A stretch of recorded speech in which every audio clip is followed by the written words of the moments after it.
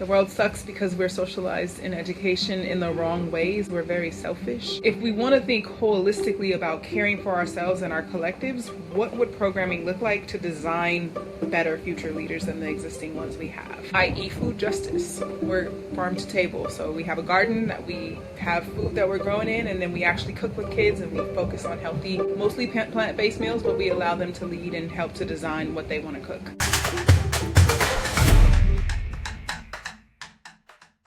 Welcome back to Grow Healthy, Help People, a podcast that Accordis puts out. Today we're talking with Dr. Charli Kemp about Change the Tune, the nonprofit that she leads. Charli, how's your day going? Beautiful day in the neighborhood today. Yeah, you and I were talking a minute ago. Where is the neighborhood? Will they get to see the video? I didn't ask you that, but the neighborhood is Jamaica. I'm in Montego Bay, Jamaica, and so although I'm looking at you, I'm looking at this. My screen might be a little dirty, but that's the neighborhood today. And everyone who's watching this is officially jealous, slightly jealous, because you're not there on vacation. You live there. Is this correct? Yeah, I'm here about 60-70% of the time. That's great. Incredible. And so I want to have more questions about Jamaica in the future. Maybe that's for a different phone call. For today, though, Change the Tune is the organization you run. I want to hear some about how you run that remotely from the Caribbean. But also, before we dive into that, tell me a little bit of your story before Change the Tune. Where did you come from? How did you get to where you are? How did you get to Change the Tune? Sure. I always get remixed each time. Born and raised in LA, grew up in South Central South LA, probably about 2 miles from USC. Single parent household, but my dad was there. Underserved community, got bused to magnet schools. I thought I was going to be this huge venture capitalist, to be frank with you. That was the big goal. But fast forward, I went to Spelman, double majored in economics and political science. And this was part of the journey, I think, towards this. Really, more than venture capitalist, I should say venture philanthropist. I was wanting to be a venture philanthropist before people even really understood what that was. Okay. And I hope to one day still. But fast forward, went to Spelman. After Spelman, I thought I would get a JD MBA, so I applied to law school. I didn't get into law school coming out of Spelman. The LSATs were hard, and it's a number of things. Took the year off. While I took the year off, I studied for the LSATs, and then I also applied to Teach for America. I got into Teach for America the day before I got into Howard Law. Decided to do Teach for America in New York City. I was too scared to go to do law school, actually. That's a whole other, I could go down so many paths. But long story short, I went to teach middle school math in the South Bronx, math and science. And I walked around the first year saying law school definitely would have been easier than this. But I loved it. Kids made me laugh. They made me cry. They made me understand myself better. They gave me my purpose, which is thinking about how do we create new possibilities? How do we destroy existing systems? Taught 3 years in the South Bronx, 2 years in East Harlem. After the fourth year, I realized I don't like winter, don't like cold coming from LA. You see why I'm here. Decided that I was going to go home and go to business school, because one of the things I did with my kids is we would do the school store and everything. If you talk to kids in just numbers, they don't understand. But you start talking food or money and they magically understand all math concepts. You make it relevant. And so came home to USC thinking I'd be on this path to be a venture philanthropist. Thought I might have to be a capitalist before the philanthropy.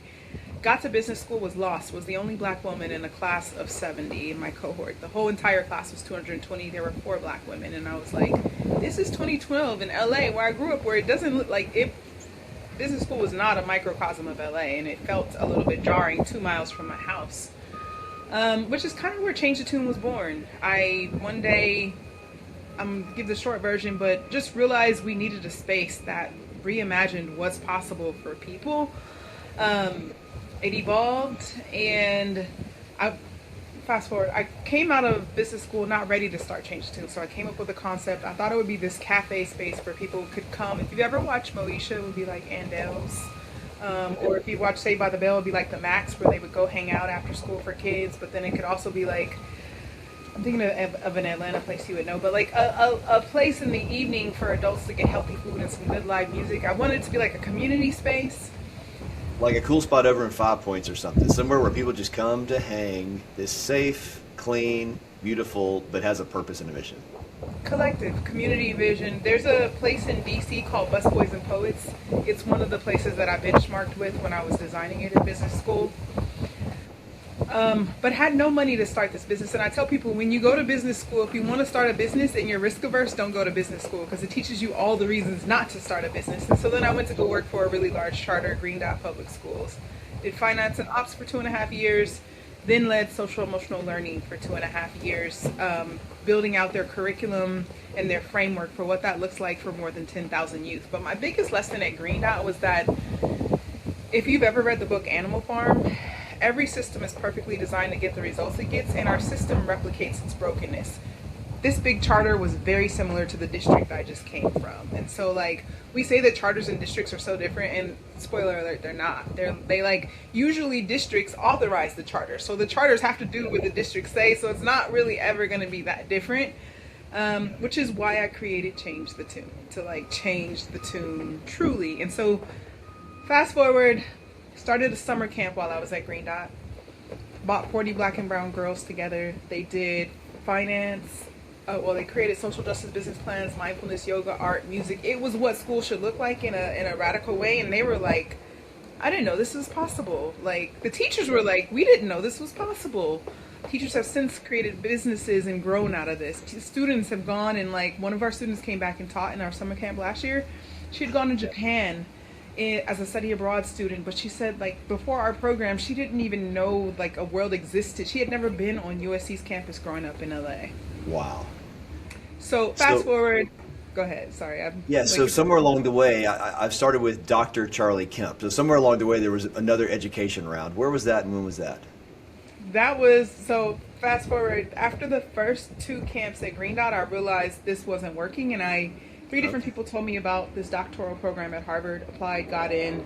And so by that time I had gotten our 501c3, and I had run 2 entrepreneurial summer camps in partnership with Green Dot, and I was like, no, I can't stay in here because I will then replicate this system. So I left to go to Harvard. And so I finished in 2022, the doctorate, and have been working on us ever since. And the last thing I'll say, we've had after school programs, summer programs, but our biggest piece that we've learned is that if we really want to change the system, we actually have to work with organizations, including districts, teachers, other nonprofits. And so a lot of our work is around professional development, capacity building, executive coaching. And this happens, where are most of your programs running today? Most of our programs, we have 2 main programs that are based in LA. We have an after school program in LA right now, and we have a summer camp that's based in LA. Our largest client is Oakland Unified. We work with their summer learning division around building out their capacity building series. We've worked with New York City Department of Ed, and we've also run summer camps in the Bahamas, Chicago, and done some work with refugees in a few African countries as well. Wow. That's incredible. So you have a lot of education, a lot of drive, a lot of passion. Change the Tune is the day-to-day work now. Is this a passion project, or do you think this is the next 20 years of your career, is growing and serving more people through Change the Tune? That's a great question. It's evolving, I'll say. We're really at a crossroads around our after school and summer programming. They're great programs, but it's been, as a small founder, like doing this nonprofit has been a lot. So I've taken a lot of this last year to like slow down, i.e. be in Jamaica and work on my health. And so I call it changing my own tune. And so one of the things I'm thinking about is that it'll expand into a much bigger leadership capacity development, like from the lessons learned. I hope that it's always around in some way, shape, or form, but I'm not clear, I could tell you in this moment, of how it's going to live forever.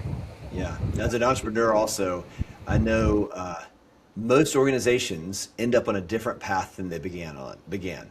So, you're aiming at one destination, and somewhere along the way you realize that we're going to a different destination. Same journey, same mission, same goal, different destination. So who knows where Change the Tune ends up? I'm encouraged to hear of the work you're doing. Tell us a little bit more about the after school programs, the summer camps, the volume of those. Is it growth mode? Is it we're serving the same community year after year? Tell me more about those. Right now, we kind of are in homeostasis, serving the same community, different youth. Our after school program, where we are in partnership with a school, there's about 400 youth there. In after school, we serve anywhere from 20 to 30 kids 3 days a week, and then we do a garden program that's open to the entire campus. And so we will see probably between 50 to 100 of the kids that'll rotate through over the weeks in after school and in that program. So we garden. A big focus is about all of our programs is the world sucks. The world sucks because we're socialized in education in the wrong ways. We're very selfish. And so if we want to think holistically about caring for ourselves and our collectives, what would programming look like to design better future leaders than the existing ones we have, i.e. food justice? We're farm to table, so we have a garden that we have food that we're growing in, and then we actually cook with kids, and we focus on healthy, mostly plant-based meals, but we allow them to lead and help to design what they want to cook.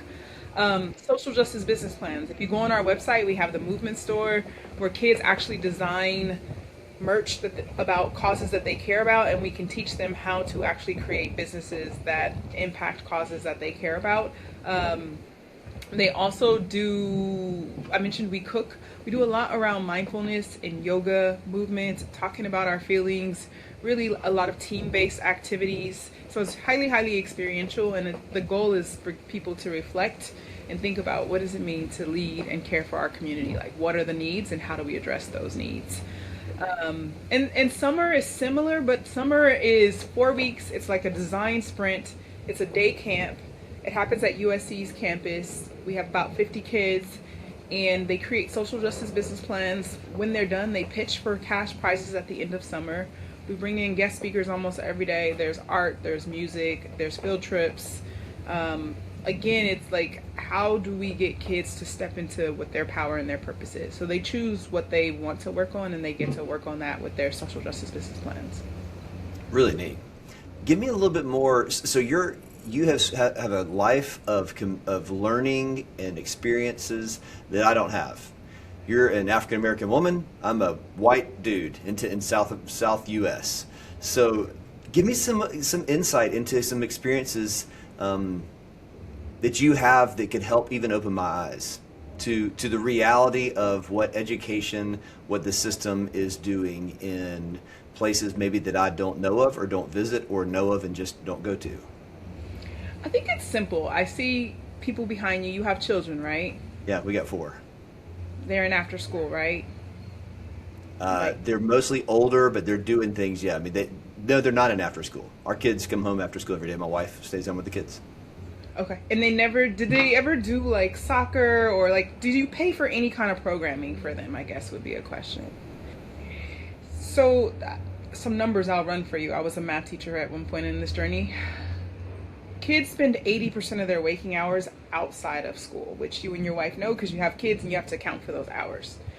The upper income, and I don't know your income level, but I'll say that just even median income level, like upper income versus lower income, they spend, I think it's 6 times more than the lower income do on outside of school activities, which amounts to about a 6,000 hour gap by the 6th grade.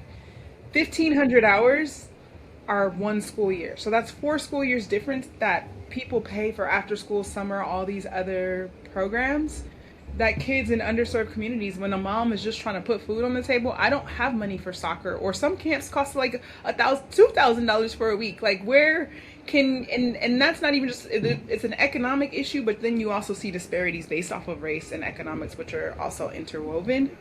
The quality of programs, like when you're paying for something versus when something is in what you can demand, that's totally different. And so for me, it's about access to the last piece I'll say, there's a Harvard professor, John Mehta and Sarah Fine. They went around the country to look, where is the deepest learning occurring? Do you know where it was occurring?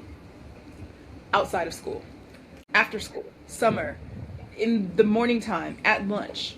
So where the deepest learning occurs, only a small population, only a small group of people can actually afford that, can actually tap into that. So then when the education gap gets widened, it's not just that this neighborhood has bad teachers. If you've ever read the book Outliers, it talks about the summer gap and what exists. So that's the thing here, is that that's one piece of it. The other piece is just the way we design learning. Like, you get an A, I can get a C, is part of why we're selfish. Like, when you get to work and people don't know how to work in teams, and you're like, why don't they know how to work in teams? Because my goal was to get an A. It wasn't to have a group. Like, we have group projects, but like, you still have your own individual goal. Yeah. But when we orient our programs, people are like, can kids just work alone? My staff every year, they're like, this kid wants to work by them. No, we need to know how to work together, even when it's hard. And we're asking them, we use the sustainable development goals, eliminating poverty, world hunger, inequality, life on land, climate change. We need to be using these academic structures to think about how do we solve these problems. And that takes not just my idea, but your ideas together. And so how many programs are oriented in that way to get us to focus on how we want our future to last? Very insightful and interesting. You give me some things to think about this morning. So tell me about your Change the Tune team. Who's on your team? Is it just you, or do you, I mean, you obviously have staff or volunteers or contractors or something. What does your team look like? We have contractors. It's me. I'm the only employee for now. We did have a director of operations at a point, but this world and this economy is challenging. But Yeah. we have an after-school team. There's 3 right now, and they are brilliant individuals. 2 of them are yoga teachers. One of them has her MBA. Another works in production. Yeah. Another has like a social justice background. They have these hodgepodge. I intentionally work to hire people from the community that reflect our youth, that have a myriad of skills and like are Yeah. energetic about the work. So that's our after-school team that also feeds into our summer team. We have a partner who leads STEM work and helps to design some of our curriculum and some of our operations. And then we partner with a number of organizations that come in, and so we hire a swim teacher every summer. So she comes in and teaches our kids. And then we actually right now have 2 interns from Georgetown who are doing work. One's from New York, and I think one's from North Carolina. So we really like to dibble and dabble with different folks. That's awesome. Tell me a little bit about my company real fast. Accord is my company. We do back office work for nonprofits like Change the Tune, also other nonprofits. We've got 100 plus clients. So if you're watching this podcast today and you're interested, or you're leading a nonprofit, interested in what Charli and her team are doing, or interested in what Accordis is doing, we'd love to help with all the back office functions, accounting, database, marketing. So hit me up at the end of this podcast. You'll see a link to Accordis as well as changethetune.org. Charli, if somebody wanted to get involved in Change the Tune, what's the best way for them to get involved? I would follow us on Instagram at Change the Tune and just DM us, and we can directly chat with you. If you're not a social media person, my name, which will be on there, is Charli Kemp at Change Tune. There's no "the" in the email, but Charli Kemp at changetune.org, and we're happy to connect with you. We need all the support. Great. Also, there's a giving option on the website. And just to clarify, Charli, the email address is ChangeTune, but the website URL is changethetune.org. Is that correct? Right. Yes. Okay. Thank you for clarifying for us. Yeah, so give me one final question. Where is your hope for Change the Tune 5 years from now? I want to have a really beautiful retreat space where leaders like yourself come and think about ways in which Accordis can make a powerful impact on the community. So you're already doing great work, but if you want to think about a utopian space and what it could look like to take things to the next level, we would be using some of our principles that we use in after school and summer to create this space for you to rest, retreat, and then also design future. Charli, if I could make a recommendation, make the retreat space in Jamaica, and you will have me and my wife maybe coming to be a part of your retreat and learning from you as you're there. It's been a joy talking with you, Dr. Charli Kemp. Thanks for taking time today. Have a great day. Thank you.